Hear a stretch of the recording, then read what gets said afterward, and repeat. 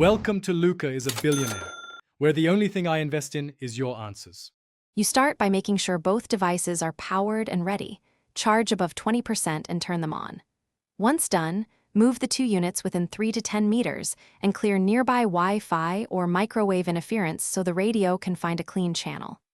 Next, open Bluetooth settings on your phone or laptop and switch Bluetooth on, then put the accessory into pairing mode. This initiates discovery. You hear or see a blinking LED. This confirms the accessory is discoverable and ready for the next step. You now select the accessory from the visible devices list, tap its name and wait for the reply. If a PIN or pairing code appears, accept or enter the digits exactly as shown. This authenticates the link and prevents mispaired devices. Once paired, make sure the correct profiles are active.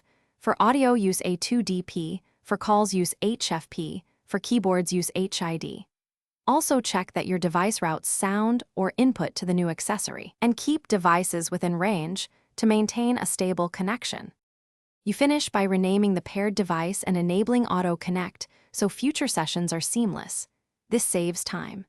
Then check for firmware or OS updates that fix bugs and improve radio stability, and reboot both devices after any update to apply changes.